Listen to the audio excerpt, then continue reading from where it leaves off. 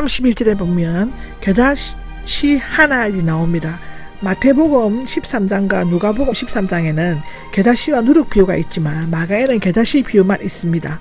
이 비유는 작은 시작이 큰 마지막을 가져온다는 대조의 비유라고 말할 수 있습니다. 하나님의 나라 또는 교회는 그 시작의 겨다시, 즉 가장 작은 시로 알려지는 마태복음 17장 20절에 보면 보잘것없지만 장차 어떤 날에는 엄청나게 자라나게 될 것이라는 현재와 미래의 대조인 것입니다.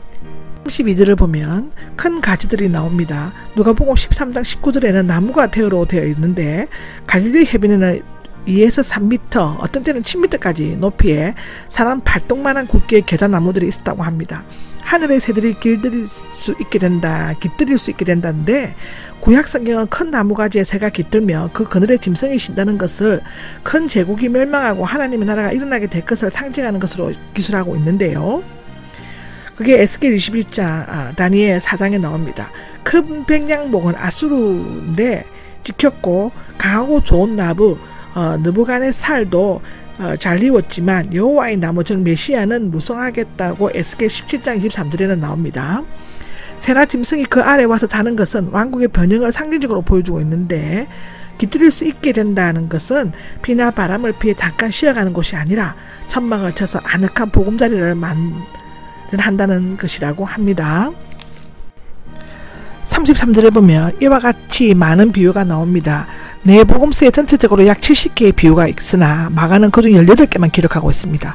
그렇지만 마가는 예수님께서 많은 비유를 말씀하시는 것을 알고 있었을 것입니다. 만약 예수님께서 비유로가 아니라 직접 말씀하셨다면 그들은 아직 마음의 준비가 안 되었기 때문에 즉시 거부하려고 했을 것입니다. 그러나 비유의 의미를 깊이 생각함으로써 그들은 하나님 나라의 메시지에 대해 판단을 내릴 수 있는 시간적 여유를 가질 수가 있었습니다. 비유는 일종의 수수께끼와 같은 것이기 때문에 이해력에 따라 풀 수도 있고 못 풀 수도 있습니다. 예수님께서는 알아들을 수 있을 정도로 말씀을 전하셨습니다. 34절입니다. 비유를 듣지 않고는 마가의 가장법이나 또는 예수님의 공생애를 통해 비유만을 말씀하셨다는 것이 아니라 특별히 하나님의 나라와 같이 비밀스러운 내용을 다룰 때는 비유로만 말씀하셨다는 것입니다. 설명해 주셨다가 나오죠. 미알로 시상은 계속적으로 설명해 주셨다의 뜻입니다. 이것은 예수님의 비유를 올바르게 이해하려면 제자들조차도 계속 설명을 들어야 할 필요가 있었음을 나타내고 있습니다. 만약 제자들이 예수님께서 설명하시는 내용을 잘 듣고 깨달아야 알았더라면 예루살렘으로 가는 길목에서 누가 크냐를 두고 싸우거나 비겁하게 도망가거나 한사코 모른다고 부인하지는 않았을 것이라고 성경은 기록하고 있습니다. 35절에 보면 그날 저녁에 씨 뿌리는 비유를 말씀하신 바로 그날 저녁에 저편 즉 갈릴리 호수 동쪽 해안에 있는 거라사인의 지방 무리를 피해 잠시 휴식을 취하고 그곳에서 하셔야 할 일이 있었기 때문이었는데 36절에 보면 예수님은 배에 앉아 가르치셨다고 하는데 계속 배에 계신 채로 모시고 떠났다고 기록하고 있습니다.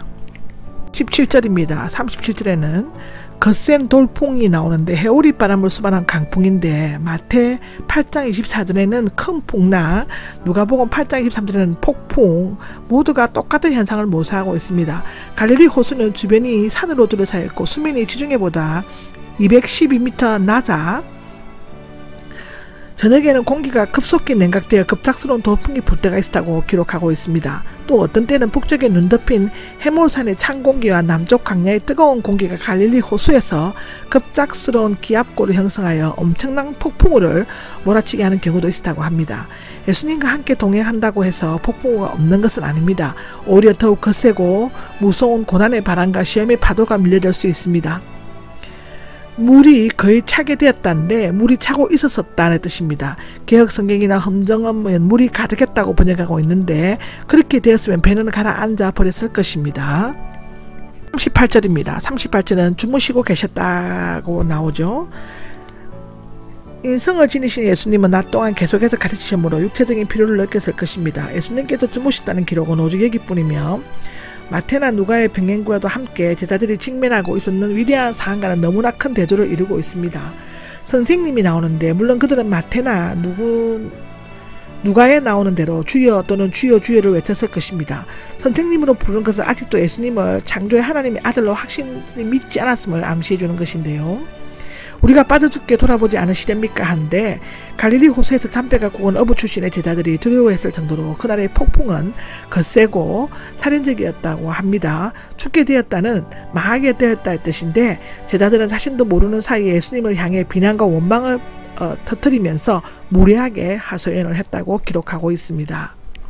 39장입니다. 39장에는 일어나가 나오죠. 눈을 뜨게 한다의 의미인데 바람을 꾸짖으시면 내 멈추어와 함께 부정과가 사상으로 되어 있습니다. 이것은 즉각적이고 이례적인 행해진 것임을 나타내는데 예수님은 창조주 하나님으로서의 권세를 가지고 바람에 명하신 것입니다. 잠잠해라 조용해라가 나오고 잠잠해라는 바람을 향해 현재 명령형으로 지금 곧 부는 것을 그치라는 것이고 조용해라는 풍랑이 있는 바다를 향해 완로 명령형으로 입을 다물라 입에 재갈을 물고 잠잠히 그대로 있으라의 뜻입니다. 예수님께서 자연을 하나의 인격으로 것처럼 꾸짖고 명령하는 것은 자연에 대한 절대적인 지배권을 보여주는 것입니다. 예수님께서 꾸짖으신 것을 두려워하는 제자들은 피조물이랑 풀랑 그리고 그 배후에서 조종하는 사탄이었을 것입니다. 바람을 멈추고 아주 잔잔해졌다인데 멈추었고는 피곤해졌다 드는 것을 거쳤다는 뜻입니다. 아주 잔잔해졌다는 문자적으로 크게 잔잔했다는 뜻인데 종합해서 번역한다면 호수의 물은 떠들어대다가 피곤해서 크게 잠잠하고 말았다가 되는 것입니다. 마치 개구장이들이 장난치며 놀다가 어른의 말 한마디에 잠잠해지는 것을 빗대어 말하는 것 같습니다. 아주는 거센의 대구로서 예수님의 명령에 의해 거센 풍랑이 아주 신속하고 효과적으로 잔잔하게 된 것을 말하고 있습니다. 마가복음에는 제자들에 의해 부족과 불신앙에 책망하는 장면이 많아 나와 있습니다. 7장도 그렇고 8장도 그렇습니다. 사탄은 우리의 마음속에 놀이터처럼 마음대로 떠돌고 돌아다니지만 우리 예수님의 목소리 한번 크게 내시면 곧 잠잠해서 버린다고 성경은 기록하고 있습니다. 40절입니다. 40절에는 아직도 믿음이 없느냐라고 하는데 여기에서 믿음은 하나님께서 보호해 주신다는 믿음과 예수님께서 이적을 행하시는 능력에 대한 믿음을 말합니다. 하나님을 믿는 것은 예수님을 믿는 것이요 라고 요한복음 14장 1절에는 말합니다. 예수님의 메시아로서의 초자연적인 인격과 능력을 믿는 것인데 제자들이 무서워한 것은 풍랑이 강했기 때문이 아니라 메시아이신 예수님이 그들과 함께 있다는 사실을 잊어버렸거나 믿지 못했기 때문이라고 기록하고 있습니다. 마가복음 4장 마지막 41절인데요. 41절에는 크게 두려워하면서가 나옵니다. 제자들은 바람과 호수까지 잠잠하게 하시는 예수님의 초자연적인 능력을 보고 놀라워하면서도 크게 두려워하였습니다. 하나님의 면전 앞에 서 있거나 그 능력을 보게 될 때 두려움을 느끼지 않을 수가 없다는 것인데요. 예를 들면 호렙산의 모세나 삼손의 아버지 마노아나 성전의 이사야, 변화산의 제자들 등인데 제자들이 풍랑을 보고 놀란 것은 육적이고 멸망의 표적이었지만 예수님의 초자연적 능력을 보고 놀란 것은 영적이고 구원의 징조였습니다. 참된 영혼의 믿음은 믿음으로 이끄는 안내자가 되는 것입니다. 사도행전 16장 29절을 보시면 됩니다. 이분이 누구시기에가 나오죠. 풍랑에 몰아칠 때 다급하게 선생님을 찾던 자들이 잔잔해진 후에는 이분 즉 사람이라고 말하고 있습니다. 그들이 놀라워하고 두려워는 했지만 믿지는 않았다는 증거가 바로 이 글에서 나옵니다.